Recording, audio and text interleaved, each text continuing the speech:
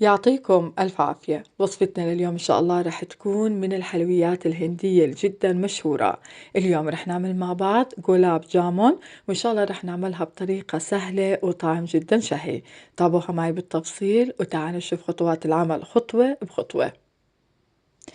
في البداية هون رح نحضر للعجينة. بالنسبة للعجينة هون رح نحتاج كاس ونص من حليب البودرة. طبعا عنا هون حليب البودرة هو مكون أساسي بالوصفة. ورح نحتاج كمان هون معلقتين ونص من السمنة. السمنة عنا هون تكون لينة. ورح نحتاج كمان هون من المكونات نص كاس من الحليب السائل. كمان عنا هون الحليب لازم يكون بدرجة حرارة المطبخ. رح أحركهم كثير منيح مع بعض حتى تذوب عندي السمنة وحتى يذوب كمان عنا الحليب. هون الخليط لازم ما يكون فيه أي إشي من تكتلات الحليب. رح أحكي ملاحظة بالنسبة للسمنة، إذا حبيتوا تستبدلوها بالزبدة أكيد ممكن، بتحطوا نفس المقدار. رح أورجيكم هون عنا القوام. هيك القوام ممتاز. رح نحتاج كمان هون من المكونات نص كاس من الطحين، بالإضافة إلى معلقة صغيرة من البيكنج باودر. برجع هون بخلطهم مع بعض حتى تتشكل معنا عجينة طرية متماسكة بتقدروا انكم تشكلوها. بالنسبة للطحين هون احتاجت معي كمان معلقة كبيرة من الطحين. الطحين هون بتحطوها حسب حاجة العجينة، لأنه نوع طحين عن الثاني بيختلف. هيك عندي طبعا بعد ما لميتها لازم تلموها كثير منيح حتى تبلش تتشكل معكم. رح أحطها هون بصحن وراح أتركها هون ترتاح تقريبا مدة 5 دقائق. طبعا هون لازم نغطيها وبعديها بشتغل فيها. رح أحكي هون بالنسبة للطحين، مجموع الطحين اللي استخدمته نص كاس بالإضافة إلى معلقة كبيرة. هلا هون رح أبلش أشكل فيها. طريقة التشكيل جدا بسيطة.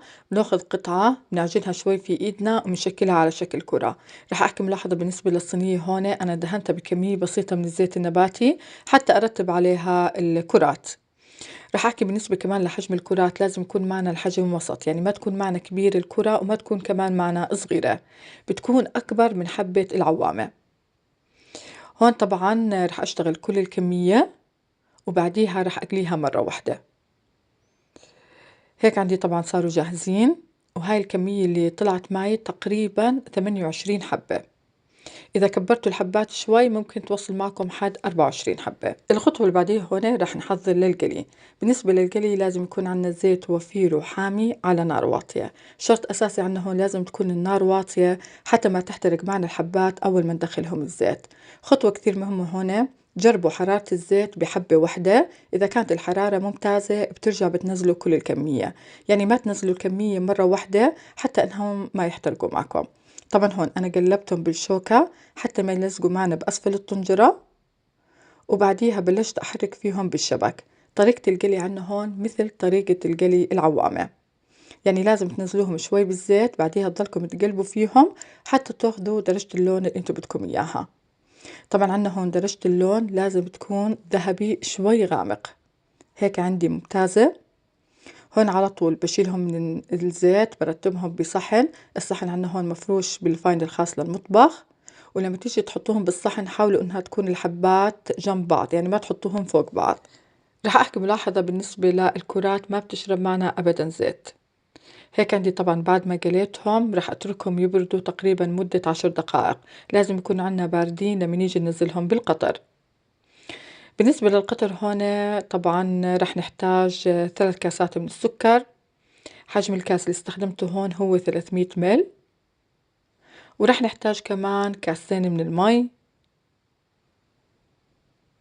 وبعديها هون بحط الطنجرة على الغاز. المطيبات هون رح أحط الهيل بيعطي نكهة كثير طيبة. تقريبا هون أنا حطيت 4 حبات.